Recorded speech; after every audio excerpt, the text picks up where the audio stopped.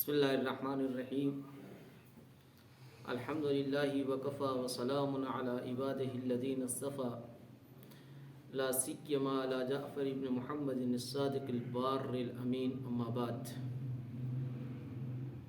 ہم سب سے پہلے آپ سب کی خدمت میں سلام عرض کرتے ہیں اور ساتھ ہی ساتھ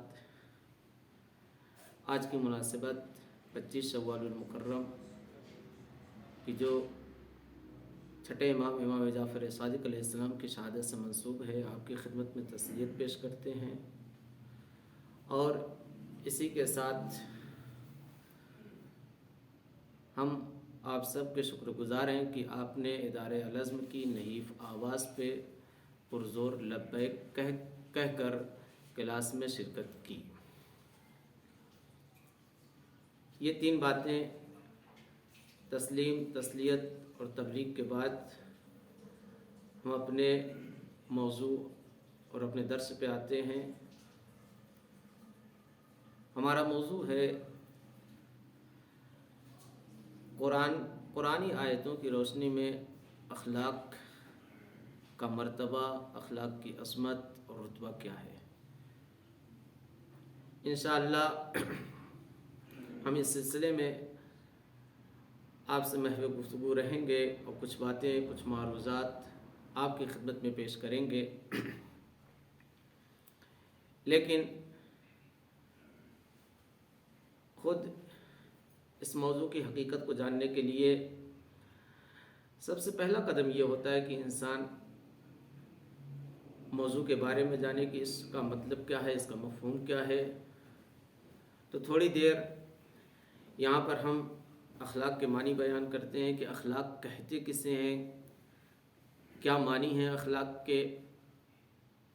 لغت میں اخلاق کا معنی یہ ہے کہ ایک ایسی اندرونی صفت کہ جس صفت کی بنیاد پہ، جس صفت یا جس عادت کی بنیاد پہ عمل لباس وجود پہنے، یعنی عمل کو اس عادت کی بنیاد پر عمل سامنے آئے۔ اب یہ ممکن ہے کہ عادت کی بنیاد پر جو عمل سامنے آ رہا ہے، لباس وجود پہن رہا ہے، ممکن ہے کہ وہ عمل اچھا ہو اور یہ بھی ممکن ہے کہ وہ عمل برا ہو۔ یہیں سے اس بات کا اندازہ لگایا جا سکتا ہے کہ بربنائے عادت جو عمل وجود میں آتا ہے وہ عمل اچھا بھی ہو سکتا ہے اور برا بھی ہو سکتا ہے۔ اور اگر ہم کتابوں کا مطالعہ کریں تو علامہ مجلسی نے بحار الانوار میں مختلف روایتوں میں ان دونوں قسموں کی طرف اشارہ کیا ہے کہ اگر عمل برا ہوگا تو اس کا نام کیا ہوگا، عمل اچھا ہوگا تو اس کا نام کیا ہوگا۔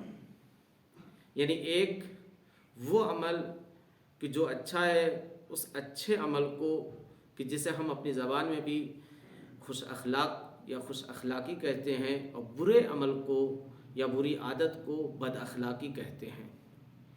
ان دونوں لفظوں کے لیے روایتوں میں مختلف لفظیں استعمال ہوئی ہیں۔ اگر عمل اچھا ہے تو روایتوں میں اسے اخلاق حسنہ، اخلاق صالحہ، اخلاق رضیہ کے نام اور مختلف ناموں سے یاد کیا گیا ہے۔ اخلاق حسنہ اچھا اخلاق، اخلاق صالحہ نیک اخلاق، اخلاق رضیہ پسندیدہ اخلاق، اخلاق کریمہ بلند اخلاق، اخلاق حنیفہ یعنی ایک ایسا اخلاق کہ جس میں کجی ٹیڑھا پن نہیں پایا جاتا ہے، اخلاق رغیبہ یعنی ایک ایسا اخلاق، ایک ایسی عادت کہ جس اخلاق کو اپنانے کے لیے ہر ایک آدمی تیار ہوتا ہے۔ اسی طرح سے اخلاق شریفہ، اخلاق سنیہ یعنی یہ مختلف نام ہیں کہ جن کی طرف روایتوں میں اشارہ کیا گیا ہے کہ اگر عمل اچھا ہوگا تو اس عمل کو اس نام سے پکارا جائے گا۔ یہ ایک قسم۔ دوسری قسم، اگر عمل برا ہوگا عادت کی بنیاد پہ تو اس عمل کو یا اس عادت کو ہم بد اخلاقی کہیں گے اور اس انسان کو بد اخلاق کہیں گے۔ اس کے لیے بھی روایتوں میں مختلف لفظیں استعمال ہوئی ہیں۔ اخلاق ذمیمہ یعنی وہ اخلاق کی جس کی مذمت کی گئی ہے، اخلاق دنیا یعنی ایک ایسا اخلاق کی جو پست ہے، گرا ہوا ہے. اس کے علاوہ اور بھی مختلف لفظیں ہیں. تو یہاں سے یہ ظاہر ہوتا ہے کہ اخلاق کے خود لغت میں معنی یہ ہیں کہ ایک ایسی عادت، ایک ایسی اندرونی صفت کہ جس کی بنا پر عمل وجود میں آئے. یہ ہوا لغت میں. اب اگر ہم اصطلاح میں چلیں، یعنی علماء نے اس کی تعریف کیا کی ہے اخلاق کی، کس انداز میں اسے بیان کیا ہے کہ اخلاق کہتے کسے ہیں، تو صرف ہم ایک تعریف کی طرف اشارہ کریں گے کہ جس تعریف کو ابن مسکویہ نے بیان کیا ہے. ابن مسکویہ کہ جس طرح سے ابن بابویہ یا ابن سیبویہ وغیرہ کہا جاتا ہے، ویسے ابن مسکویہ یہ تلفظ صحیح ہے. اگرچہ لوگ مسکویہ بھی یا دوسرے الفاظ میں بھی دوسرے تلفظ کے ساتھ بھی اس کو پڑھتے ہیں، لیکن اگر عربی کے اعتبار سے دیکھا جائے تو ابن مسکویہ ہیں کون؟ یہ 4 صدی ہجری کے مشہور مورخ، فلسفی، حکیم، دانشور، دانشمند ہیں.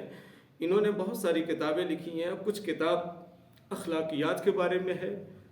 ایک کتاب کہ جو آپ کی بہت ہی مشہور ہے، ابن مسکویہ کی جو کتاب نہایت ہی مشہور ہے اور جسے علماء نے بار بار جس کے مطالعے کی طرف اشارہ کیا ہے کہ مطالعہ کیا جائے، پڑھا جائے، استفادہ کیا جائے.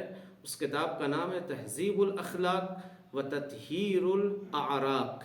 یہ کتاب ہے ابن مسکویہ کی جو 4 صدی ہجری میں لکھی گئی ہے. ابن مسکویہ کے بارے میں علماء کا نظریہ بھی بہت ہی اچھا ہے. مثال کے طور پہ جناب شیخ طوسی نے اپنی کتاب اخلاق ناصری میں اسی کتاب سے استفادہ کیا ہے. یا موجودہ یعنی کچھ سال پہلے جو علماء یہاں سے گزرے ہیں دنیا میں، ان میں سے ایک امام خمینی رہبر کبیر انقلاب ہیں، یا علامہ طباطبائی صاحب تفسیر المیزان ہیں. ان لوگوں نے بھی ابن مسکویہ کی بہت ہی تعریف کی ہے، سراہا ہے. ابن مسکویہ اپنی کتاب میں اخلاق کا معنی یوں بیان کرتے ہیں کہ اخلاق کہتے کسے ہیں. الخلق حال لنفس، ایک نفسانی حالت، ایک اندرونی حالت کو خلق کہتے ہیں. کیسی حالت؟ کہ داعیۃ لہا الی افعالہا، ایک ایسی اندرونی حالت کہ جو انسان کو عمل کی دعوت دے، عمل کی طرف بلائے، عمل کی طرف لے جائے. کیسے لے جائے، کس انداز میں لے جائے، کس طرح سے لے جائے؟ اس طرح سے لے جائے کہ لہا من غیر فکر ولا رؤیت.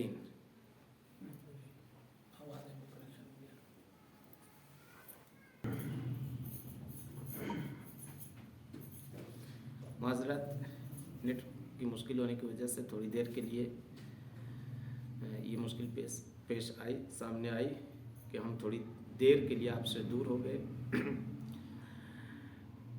بات یہاں تک پہنچی تھی کہ اصطلاح کی زبان میں اخلاق کہتے کسے ہیں. ابن مسکویہ وہ اپنی کتاب تہذیب الاخلاق و تطہیر الاعراق میں اخلاق کی یوں تعریف بیان کرتے ہیں. الخلق حال لنفس، ایک خلق یعنی اخلاق ایک نفسانی حالت کو، ایک اندرونی حالت کو کہا جاتا ہے کہ جو حالت انسان کو عمل کی دعوت دے، عمل کی طرف لے جائے، کہ جس حالت کی بنیاد پہ انسان میں عمل کا جذبہ پیدا ہوتا ہے. من غیر فکر ولا رؤیت، بغیر کسی غور و فکر کے.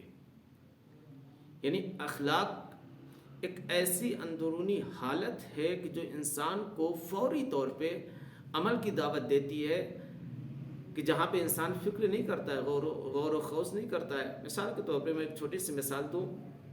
باپ گھر سے باہر کام کے لیے جاتا ہے، دن بھر گھر سے باہر ہوتا ہے، نوکری کرتا ہو یا کام پہ ہو یا کسی اور جگہ پہ مشغول ہو. جب شام کو یا رات کو لوٹ کر آتا ہے تو دن بھر کا تھکا ہوا، یوں بھی آج کل گرمی کا زمانہ ہے، تھکا ہوا جیسے ہی گھر میں داخل ہوا، ادھر دروازہ کھلا، اندر آیا باپ، ادھر بیٹی فوراً اپنا سارا کام چھوڑ کر اٹھنے کے بعد کچن میں گئی اور ایک گلاس پانی لا کر پیش کر دیا. یہ ہے بیٹی کی اچھی عادت، اچھا اخلاق، کہ باپ باہر سے آیا ہوا ہے، تھکا ہوا ہے، تو تھکے ہوئے باپ کے سامنے جتنی جلدی ہو سکے پہلے پانی پیش کیا جائے۔ اب مجھے آپ بتائیں، کیا بیٹی نے پانی پیش کرنے میں سوچا، غور و فکر کیا؟ کیا یہ سوچا کہ بھئی اسٹیل کے گلاس میں پانی دیں یا شیشے کے گلاس میں، ٹھنڈا پانی دیں یا نارمل پانی دیں، کم پانی دیں یا زیادہ پانی دیں، صرف پانی دیں یا پانی کے ساتھ کچھ بسکٹ وغیرہ بھی دیں؟ نہیں، کچھ بھی نہیں سوچا۔ یہ ایک ایسا عمل کہ جو بغیر غور و فکر کے، بغیر سوچے سمجھے، یعنی انسان اب یہاں پر یہ نہیں سوچ رہا کہ ہم کو کیا کرنا ہے، یعنی عمل کرنے سے پہلے سوچ نہیں رہا ہے کہ ہم یہ عمل کرنے تو جا رہے ہیں، پہلے سوچ لیں اچھا کر رہے ہیں یا برا کر رہے ہیں، کیسا کر رہے ہیں یا کس طرح سے کرنا چاہیے۔ تو یہ بیٹی جو باپ کے سامنے پانی پیش کر رہی ہے بغیر کسی غور و فکر کے، بغیر وقت برباد کیے، بغیر ٹائم لیے، بغیر وقت لیے، تو اس بیٹی کو با اخلاق کہا جائے گا۔ لیکن ایک دوسرا باپ ہے، دوسری مثال لے لیں کہ باپ گھر میں داخل ہوا، تھکا ہوا ہے، لیکن بیٹی اپنے کام میں لگی ہوئی، اپنے موبائل میں لگی ہوئی ہے۔ یعنی بیٹی کو باپ کے بڑھ کر باپ کا استقبال کرنا چاہیے تھا، احترام کرنا چاہیے تھا، خدمت کرنا چاہیے تھا۔ باپ گھر میں داخل ہوا لیکن بیٹی ٹس سے مس نہیں ہوئی، اپنی جگہ سے نہیں اٹھی، اور جب باپ نے پانی کا مطالبہ کیا تو کہا بابا کچن میں گلاس بھی رکھا ہے، جگ بھی رکھا، پانی بھی ہے، پی لیجیے۔ تو آپ اس بیٹی میں اور اس بیٹی میں فرق قائم کریں۔ ایک وہ بیٹی ہے کہ جو باپ کے آتے ہی فوراً پانی کا گلاس پیش کرتی ہے، پانی پیش کرتی ہے، کہ وہ بیٹی ہے جس سے باپ مطالبہ کر رہا ہے پھر بھی اپنی جگہ سے اٹھنے کے لیے تیار نہیں ہے۔ تو یہ ہے اخلاق۔ اب اخلاق بتائیں گے آپ کو کہ اخلاق اچھا بھی ہو سکتا ہے اور اخلاق برا بھی ہو سکتا ہے۔ اسی لیے ہم کیا کہتے ہیں؟ با اخلاق، بد اخلاق، خوش اخلاق یا بد اخلاق، اس طرح سے کہتے ہیں۔ یعنی کچھ کی عادتیں اچھی ہوتی ہیں اور کچھ کی عادتیں بری ہوتی ہیں۔ اگر یہاں تک سمجھ میں آ گیا تو میں اور آگے بڑھتا ہوں۔ اگر یہاں پہ کسی کو صرف معنی میں سوال ہو تو میں چند سیکنڈ کے لیے یہاں پہ ٹھہر سکتا ہوں اور وہ اپنے سوال کر سکتے ہیں۔ یعنی ہم نے یہ بیان کیا کہ اخلاق کہتے کسے ہیں، لغت میں کسے کہتے ہیں، اور اصطلاح کی زبان میں اخلاق کسے کہتے ہیں۔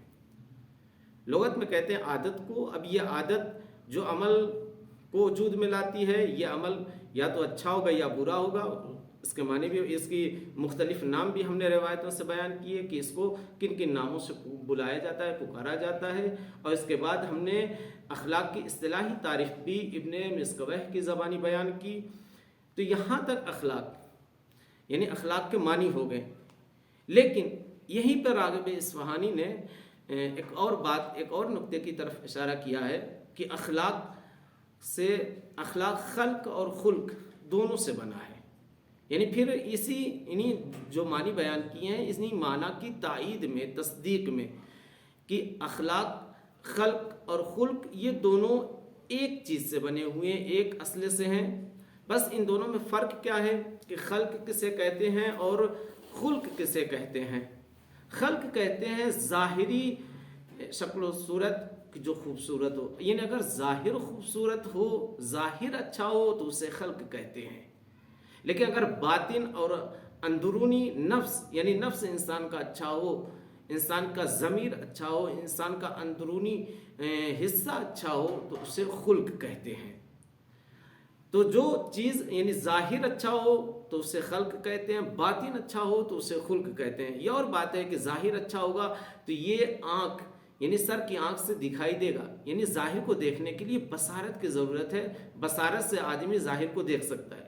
لیکن اگر باطن اچھا ہے تو باطن بھی دکھائی دے گا، لیکن سر کی آنکھ سے نہیں، دل کی آنکھ سے یعنی بصیرت سے دکھائی دے گا کہ اس آدمی کا باطن اچھا ہے۔ اور پھر وہ آثار سے بھی، انسان کے اعمال سے، آثار سے، اطوار سے، طور طریقے سے بھی ظاہر ہوگا کہ انسان کا باطن اچھا ہے تو کتنا اچھا ہے۔ تو ایک ہے خلق، یعنی ظاہری خوبصورتی کو خلق کہتے ہیں اور باطنی خوبصورتی کو خلق کہتے ہیں۔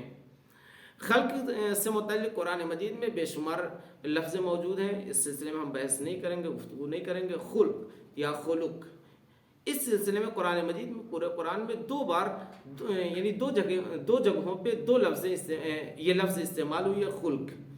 ایک ہے سورہ قلم اور دوسرے ہے سورہ شعراء۔ ان دونوں آیتوں میں لفظ خلق استعمال ہوا ہے۔ ان ھذا ان ھذا الا خلق الاولین، سورہ شعراء کی آیت نمبر 137۔ اس آیت میں لغوی معنی کی طرف اشارہ کیا گیا ہے، ایک قوم کی طرف، قوم یہود، قوم عاد کی طرف اشارہ کیا گیا کہ ان کی عادت ہی ہے، یعنی ان کا ڈرانا، دھمکانا، دھمکی دینا ان کی پرانی عادت ہے۔ یعنی لغوی معنی کی طرف بھی قرآن اشارہ کر رہا ہے اس آیت میں، لیکن جو اصطلاحی معنی ہے اس کی طرف بھی قرآن مجید میں اشارہ کیا گیا ہے، انک لعلی خلق عظیم۔ پیغمبر، اللہ نے آپ کو عظیم مرتبے پہ، اخلاق کے عظیم مرتبے پہ فائز کیا، آپ کا مرتبہ نہایت ہی عظیم ہے، آپ خلق عظیم پہ، اخلاق عظیم پر فائز ہیں۔ یہ اصطلاحی معنی کی طرف اشارہ ہے، یعنی خلق اور خلق ہم نے بیان کیا کہ خلق ظاہری خوبصورتی کو کہتے ہیں اور خلق باطنی خوبصورتی کو کہتے ہیں۔ اور اگر چونکہ آپ مجلسوں میں جاتے ہیں، مجلسوں میں شرکت کرتے ہیں یا مجلسیں پڑھتے ہیں تو میرے سرکار سید الشہداء کا یہ جملہ بھی سنا ہوگا اور آپ کو یاد ہوگا کہ سرکار سید الشہداء نے جب اپنے جوان بیٹے علی اکبر، جناب علی اکبر کو مقتل میں بھیجا تو کیا کہہ کے بھیجا تھا؟ میں خلق اور خلق کی طرف اشارہ کرنا چاہ رہا ہوں۔ کیا کہا تھا؟ اللہم اشہد علی ہؤلاء القوم انہ قد برز الیہم غلام اشبہ الناس خلقا وخلقا ومنطقا برسولک۔ سرکار سید الشہداء نے بھی یہاں پہ وہی تو لفظ استعمال کی کہ جناب علی اکبر ظاہری اعتبار سے بھی اور باطنی اعتبار سے بھی نبی کریم سے مشابہ ہیں، نبی کریم کی شبیہ ہیں، خلق کے اعتبار سے بھی اور خلق، یعنی اگر جناب علی اکبر کا جسم کو دیکھا جائے، بدن کو دیکھا جائے تو بدن کے اعتبار سے، جسم کے اعتبار سے بھی نبی کریم کی شبیہ، نبی کریم سے ملتے جلتے ہیں، اور اگر باطن کو دیکھا جائے، کردار کو دیکھا جائے، اندرونی صفات کو دیکھا جائے تو اس اعتبار سے بھی نبی کریم کی شبیہ ہیں، خلقا و خلقا۔ تو یہ دو چیزیں ہوئیں، یعنی اخلاق لغت میں عادت کو کہتے ہیں اور اصطلاح میں اخلاق کہتے ہیں ایک ایسی اندرونی حالت کہ جو عمل کی دعوت دے بغیر کسی غور و فکر کے۔ تو یہاں تک ہوا اخلاق کی تعریف، اخلاق کے معنی کہ اخلاق کہتے کسے ہیں۔ اگر یہاں تک بات سمجھ میں آ گئی تو اب ہم اور آگے بڑھتے ہیں کہ اخلاق کی قسمیں کتنی ہیں۔ ایک ہے اخلاق نظری، یعنی جہاں پہ صرف آپ کو قواعد و ضوابط بیان کیے جاتے ہیں، دستورات و احکامات بیان کیے جاتے ہیں، اخلاق کی باتیں بتائی جاتی ہیں، یہ ہے اخلاق نظری۔ دوسری قسم ہے اخلاق عملی۔ اخلاق عملی میں صرف قواعد نہیں بتائے جاتے ہیں، قانون نہیں بتائے جاتے، رولز نہیں بتائے جاتے، بلکہ ان قواعد و قوانین پہ عمل کا نام ہے اخلاق۔ جب آپ ان قواعد و قوانین و دستورات پہ عمل کریں گے تو اسی اخلاق کو اخلاق عملی کہیں گے۔ تو ان دونوں میں فرق کیا ہوا؟ اخلاق نظری یعنی ایک تھیوری ہے، پریکٹیکل ہے۔ تو جو نظری اخلاق ہے اس میں آپ کو صرف معلم کی ضرورت ہے، ایک معلم ہونا چاہیے، ایک ٹیچر ہونا چاہیے، ایک استاد ہونا چاہیے کہ جو آپ کو اخلاقی باتیں، اخلاقی دستورات، اخلاقی احکامات، قواعد و ضوابط و شرائط کو بتائے۔ یہ کام ہے معلم کا۔ اگر کوئی یہ کام کرتا ہے تو آپ اسے معلم اخلاق کہہ سکتے ہیں۔ لیکن اگر کوئی ایسا ہے کہ جو بتانے کے ساتھ ساتھ سامنے والے کو اس بات کی طرف ابھارے، تشویق دلائے، شوق دلائے اس بات کی طرف کہ نہیں صرف جاننا ضروری نہیں، جاننے کے بعد عمل کرنا بھی ضروری ہے، عمل کرنا بھی ضروری ہے، تو اس کو اخلاق عملی کہتے ہیں۔ اور جو یہ کام کرتا ہے اسے مربی کہتے ہیں۔ یعنی پہلی قسم میں آپ کو صرف معلم کی ضرورت ہے، یعنی اب یہاں سے دو چیزیں پتہ چلتی ہیں، ایک یہ کہ ایک کبھی یعنی آدمی کے لیے صرف ایک آدمی جو سامنے والا ہے معلم اخلاق ہے، اور ایک مرتبہ نہیں، ایسا نہیں ہے، بلکہ معلم اخلاق کے ساتھ ساتھ مربی اخلاق ہے۔ اگر معلم اخلاق ہے تو شاید اتنا مفید ثابت نہ ہو جب تک کہ مربی نہ بن جائے۔ یعنی ہر معلم مربی نہیں ہوگا، لیکن ہر مربی معلم ہوگا، یعنی پہلے بتائے گا، پھر اس پہ بتائے ہوئے پہ عمل کرائے گا۔ تو یہیں سے معلم اخلاق اور مربی اخلاق میں بھی فرق پیدا ہوتا ہے کہ معلم اخلاق کون ہوتا ہے اور مربی اخلاق کون اور کیا ہوتا ہے۔ اگرچہ ہم نہ معلم اخلاق ہیں اور نہ ہی مربی اخلاق ہیں، بس ہم آپ کے ساتھ ایک مباحث ہے، بحث کر رہے ہیں اخلاق کے سلسلے میں، اخلاقی باتیں کے بارے میں ڈسکس کر رہے ہیں آپ سے، اور انشاءاللہ آپ ہماری باتوں سے اور ہم آپ کی باتوں سے استفادہ کریں گے۔ تو اخلاق کی 2 قسمیں ہوئیں، اخلاق نظری اور اخلاق عملی۔ اب اخلاق عملی کی بھی 3 قسمیں لوگوں نے بتائی ہیں، یا میں جس نتیجے پہ پہنچا ہوں میں نے اس کو 3 قسموں میں محدود کیا ہے، کہ ایک قسم ہے اخلاق عملی میں اخلاق فردی، یعنی خود بندے کا اپنے ساتھ رابطہ کیسا ہے، وہ یعنی ایک انسان اپنے ساتھ کیسا برتاؤ رکھتا ہے، کیا رویہ اختیار کرتا ہے، اسے کہتے ہیں اخلاق فردی۔ اب اس سے تھوڑا سا اور آگے بڑھیں، ایک دوسری قسم جو ہے اخلاق عملی کی، اخلاق اجتماعی، یعنی انسان دوسروں کے ساتھ کیسا رویہ اختیار کرتا ہے، کیسا برتاؤ رکھتا ہے، اس کو اخلاق اجتماعی کہتے ہیں۔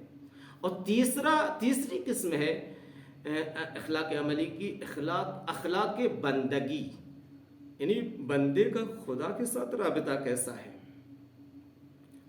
اگر ان تینوں قسموں کو دیکھیں، یعنی جہاں بندے کا خدا کے ساتھ رابطہ ہے اسے اخلاق بندگی کہتے ہیں، اور جہاں بندے کا خود کے ساتھ رابطہ ہے اسے اخلاق فردی کہتے ہیں، اور جہاں بندے کا خلق کے ساتھ یعنی اللہ کی دیگر مخلوقات کے ساتھ رابطہ کیسا ہے اسے اخلاق اجتماعی کہتے ہیں۔ تو ان تینوں قسموں کے بعد یعنی یہاں تک قسموں کے بعد اب ہم پھر اخلاق کے مراتب، درجے، رتبے ان کے کیا ہیں، ہم 2 رتبوں کی طرف اشارہ کریں گے کہ اس اعتبار سے بھی اخلاق کی قسمیں کی گئی ہیں۔ یہاں پہ عمل کے اعتبار سے قسمیں بھی بیان کی کہ اخلاق عملی کی یہ 3 قسمیں ہوتی ہیں، اور اس کے بعد اگر رتبے اور درجے کے اعتبار سے بھی دیکھا جائے تو اخلاق کی 2 قسمیں علماء اخلاق نے بیان کی ہیں، کہ جن کی طرف ہم اشارہ کریں گے۔ ایک ہے محاسن اخلاق اور دوسرے ہے مکارم اخلاق۔ اور شاید آپ لوگوں نے نبی کریم کی صلی اللہ علیہ وآلہ وسلم کی یہ حدیث بارہا سنی ہو کہ سرکار دو عالم نے فرمایا انما بعثت لمکارم الاخلاق، بلکہ بعض روایتوں میں یہ بھی ہے کہ میں محاسن اخلاق کے لیے بھیجا گیا ہوں، محاسن اخلاق اور مکارم اخلاق کے لیے بھیجا گیا ہوں، یعنی انبیاء کے بھیجنے کا مقصد ہی یہ ہے کہ اخلاقی خوبیوں کو اور اخلاقی بلندیوں کو بیان کیا جائے، بتایا جائے اور لوگوں کو اس بلندیوں تک پہنچایا جائے۔ تو یہ 2 قسمیں ہوئیں رتبے کے اعتبار سے اخلاق کی، ایک ہے محاسن اخلاق یعنی اخلاقی خوبیاں کیا ہیں، اور دوسرے ہے مکارم اخلاق یعنی اخلاقی بلندیاں کہ جہاں انسان کمال پہ پہنچتا ہے۔ تو اب سوال یہ پیدا ہوتا ہے کہ کیا انسان کے اندر یہ صلاحیت پائی جاتی ہے کہ انسان بااخلاق بن سکے؟ جی، انسان کے اندر صلاحیت پائی جاتی ہے کہ انسان بااخلاق بن سکے، اگرچہ اس انسان کے اندر یہ بھی صلاحیت ہے کہ وہ بد اخلاق بنے، لیکن جو اصلی صلاحیت ہے، حقیقی صلاحیت ہے وہ بااخلاق بننے کی۔ مثال کے ذریعے سے میں بات کو سمجھا رہا ہوں کہ مثال کے طور پہ آپ ایک بیج لیں کسی بھی چیز کا، چھوٹا سے چھوٹا بیج ہو، بڑا سے بڑا بیج ہو، ہر بیج میں پودا بننے کی صلاحیت ہوتی ہے۔ بھئی آج کل تو گرمی کا زمانہ ہے اور آم کی فصل تیار ہے، بھئی آم کی گٹلی، کیا اس گٹلی کے اندر یہ صلاحیت پائی جاتی ہے یا نہیں پائی جاتی ہے کہ یہ گٹلی پیڑ بن سکے، پودا بننے کے بعد پیڑ بن سکے؟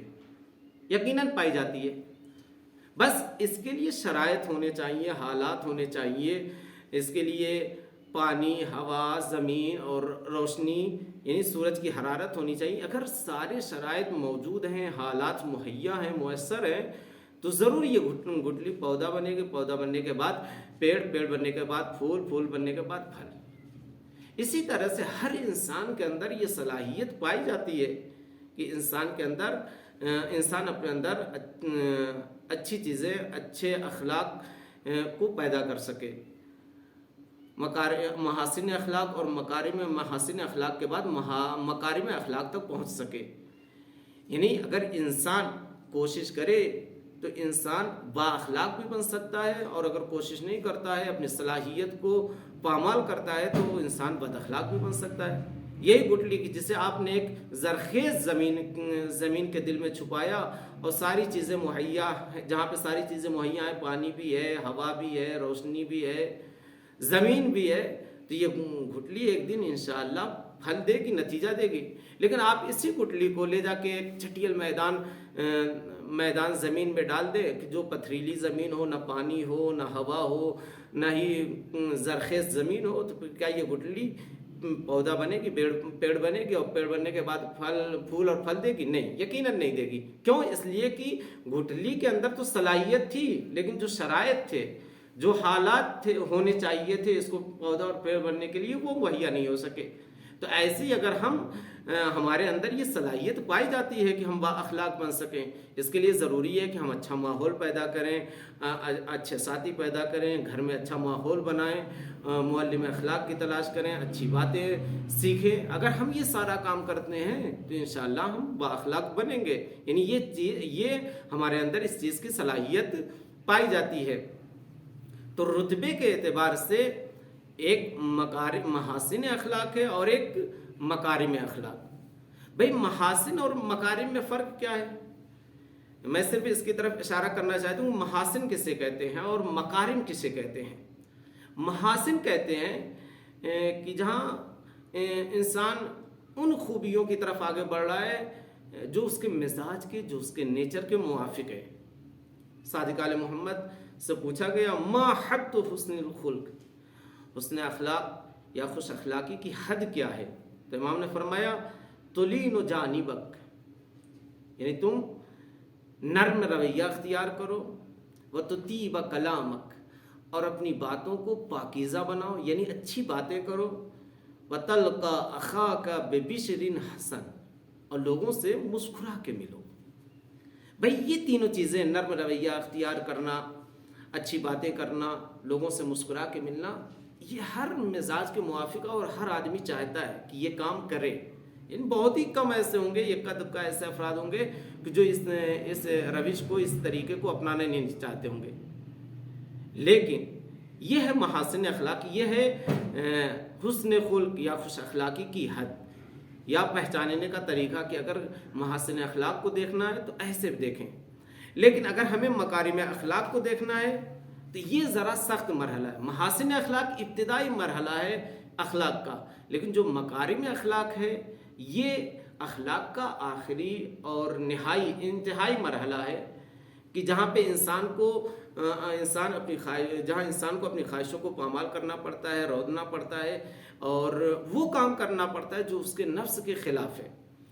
کہ خود چھٹے امام سے پوچھا گیا کہ مولا مکارم اخلاق کسے کہتے ہیں؟ تو مولا نے فرمایا العفو عمن ظلم، ظالم کو معاف کر دینا۔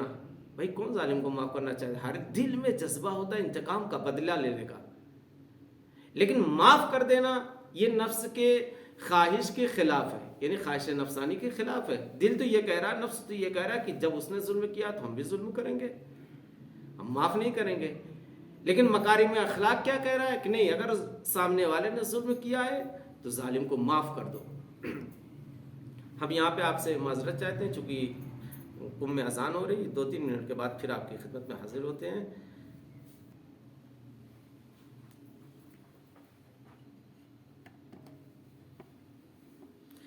مکارم اخلاق کسے کہتے ہیں؟ امام سے سوال کیا گیا کہ مکارم اخلاق کسے کہتے ہیں؟ امام نے فرمایا العفو عمن ظلمک، ظالم کو معاف کر دینا، یہ مکارم اخلاق میں سے ہے۔ وصلۃ من قطعک، رابطہ توڑ دینے والوں سے رابطہ جوڑ لینا، یہ مکارم اخلاق میں سے ہے۔ وَإِعْطَاءُ مَنْ حَرَمَكَ، جو نہ دے اسے دینا مکارم اخلاق میں سے شمار ہوتا ہے۔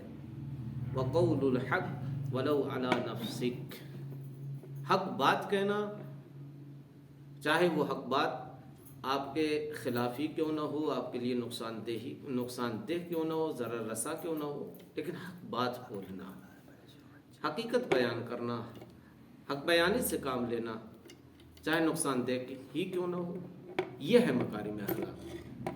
یعنی یہ وہ چیزیں ہیں کہ جو انسانی مزاج کے خلاف ہیں، انسان کرنا نہیں چاہیے۔ اگر کسی نے ظلم اٹھایا ہے، ستم کیا ہے، تو آدمی یہ سوچتا ہے کہ بھائی ہم بھی تو بدلہ لیں گے، اور اگر کوئی رابطہ توڑ دیتا ہے تو چھوڑو میں انہوں نے چھوڑیے، اگر وہ بولنے کے لیے تیار نہیں ہے تو ہم کیوں بولیں، وہ سلام نہیں کرتے ہیں تو ہم کیوں سلام کریں، وہ اپنے ہاں دعوت میں نہیں بلاتے ہیں تو ہم کیوں بلائیں؟ نہیں، اگر وہ نہیں بلاتے ہیں ہم بلائیں، اگر وہ سلام نہیں کرتے ہیں ہم سلام کریں، اگر وہ رابطہ جوڑنے کے لیے تیار نہیں ہم جوڑیں۔ اگر کوئی ایسا کرتا ہے تو وہ مکارم اخلاق پہ فائز ہے، ورنہ دینے والے کو دینا، اگر کوئی آپ کو دے رہا ہے اور آپ بدلے میں اس کو دے رہے ہیں تو یہ تو آپ احسان کا بدلہ احسان سے ادا کر رہے ہیں۔ لیکن ایک آدمی ایسا ہے جو آپ کو دیتا ہی نہیں، جو آپ کو پوچھتا ہی نہیں ہے، اگر آپ ایسے آدمی کو جو آپ کو عطا نہیں کرتا، جو دیتا نہیں ہے، اسے دے رہے ہیں تو اسے مکارم اخلاق کہتے ہیں۔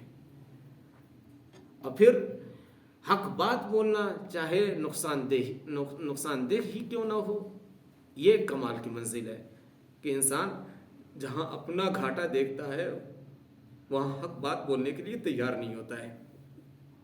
تو محاسن اخلاق اور مکارم اخلاق، محاسن اخلاق یعنی اخلاق کا ابتدائی مرحلہ، اخلاق کی ابتدائی منزل ہے کہ جو انسانی مزاج کے موافق ہے۔ لیکن مکارم اخلاق جہاں انسان جو اخلاق کا مثلا آخری رتبہ ہے، آخری منزل ہے، جو انسانی مزاج کے موافق نہیں ہے، انسانی مزاج کے مخالف ہے، انسان کو اپنی نفسانی خواہشوں کو رودنا پڑتا ہے، تو یہ فرق ہوا مکارم اخلاق اور محاسن اخلاق میں۔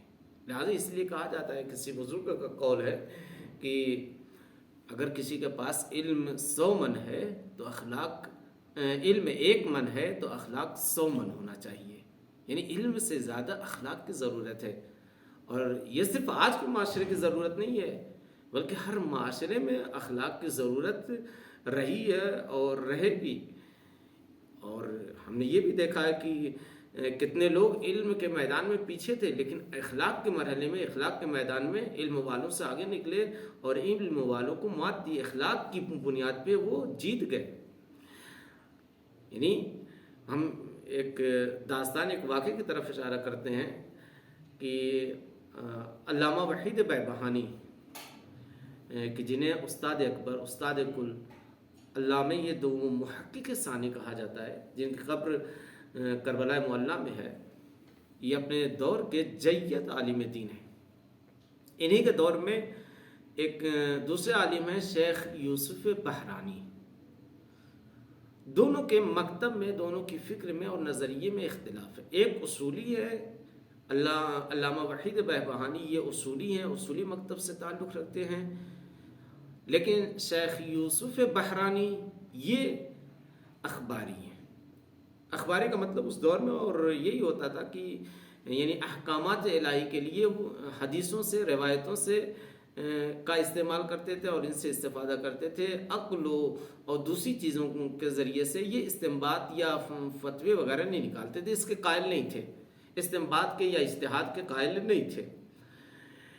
یعنی علامہ وحید بہبہانی ایک اصولی فکر رکھنے والے اور شیخ یوسف بحرانی اخباری فکر رکھنے والے، دونوں میں علمی مناظرہ ہوا، اور اس حد تک جب مناظرہ ہوا تو علامہ وحید بہبہانی بھاری پڑے، جیت گئے۔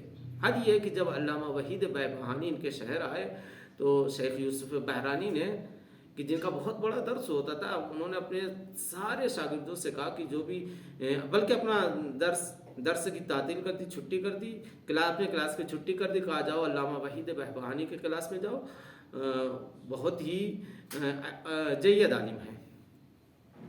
جب ان کے شاگرد ان کے کلاس میں گئے تو 2-3 دن کے اندر 2/3 یعنی 2/2 شاگرد جو اخباری فکر رکھتے تھے وہ اپنے نظریے سے پلٹ گئے اور اصولی مکتب، اصولی فکر اپنا لی۔ یعنی اب ان کا درس خالی ہو گیا، ان کے شاگرد خالی ہو گئے۔ لیکن علامہ وحید بہبہانی نے ایک فتویٰ دیا کہ شیخ یوسف بحرانی کے پیچھے نماز پڑھنا صحیح نہیں ہے، جو بھی ان کے پیچھے نماز پڑھے گا، جو ان کی جماعت میں شرکت کرے گا، اس کی نماز باطل ہوگی۔ یہ علامہ وحید بہبہانی کا فتویٰ کس کے لیے؟ ان لوگوں کے لیے جو شیخ یوسف بحرانی کے پیچھے نماز پڑھے گا۔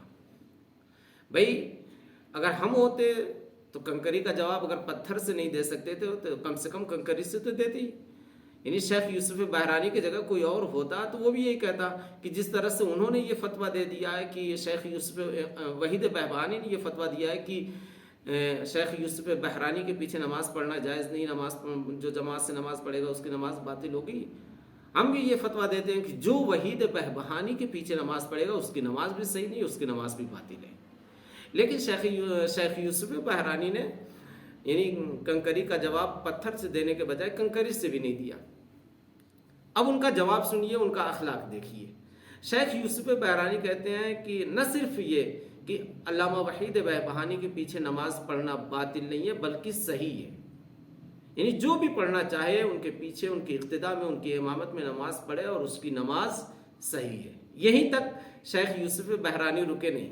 اب دیکھیں اخلاق کے مرحلے میں یہ کس طرح سے علامہ وحید بہبہانی پہ بھاری پڑتے ہیں. شیخ یوسف بحرانی نے وصیت کی کہ اگر میں مر گیا، میں دنیا سے اٹھ گیا تو میری نماز جنازہ علامہ وحید بہبہانی پڑھائیں گے. وہ علمی کمال تھا، وہ علمی میدان تھا کہ جس میدان میں علامہ وحید بہبہانی بھاری پڑے اور جیت گئے. لیکن یہ اخلاق کا میدان تھا.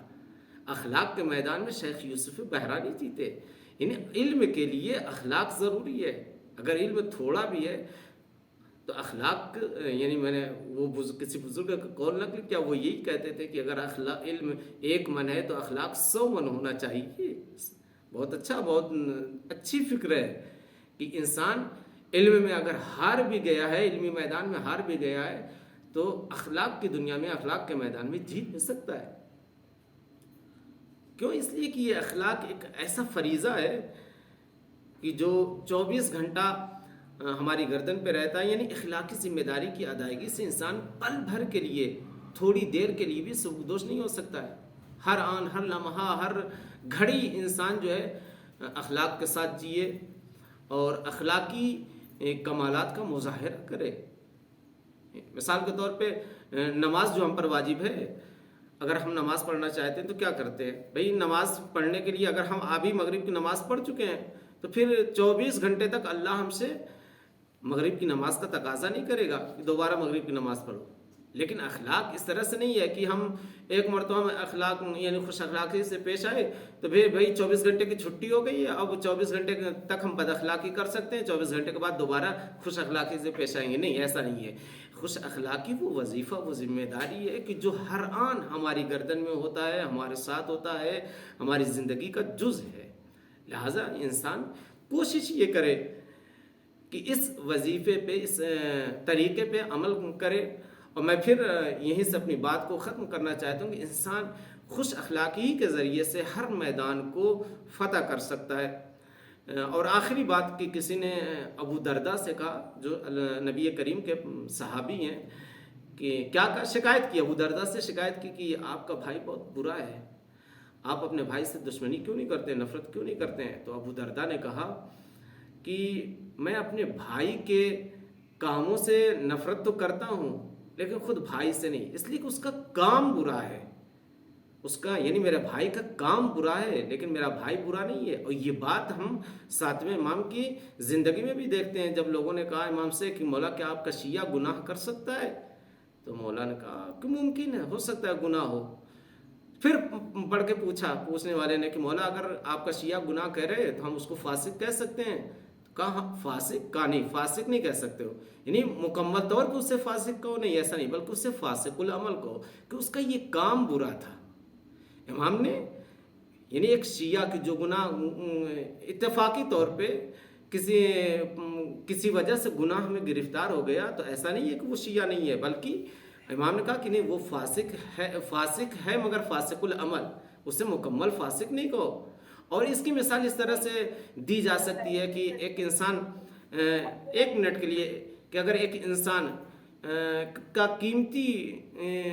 ایک انسان کے پاس ایک قیمتی موتی ہو، ایک ایسا در ہو جو نایاب ہو، اگر وہ کسی گٹر میں کسی گندی جگہ پہ گر جائے تو کیا وہ گٹر میں گرنے کی وجہ سے موتی اپنی حیثیت کھو دے گا؟ نہیں. اسی طرح سے ایک شیعہ اگر کسی وجہ سے گناہوں میں گرفتار ہو گیا ہے اور گناہوں کے بعد دوبارہ آتا ہے توبہ کرتا ہے تو وہ اپنی حیثیت دوبارہ واپس لے لے گا۔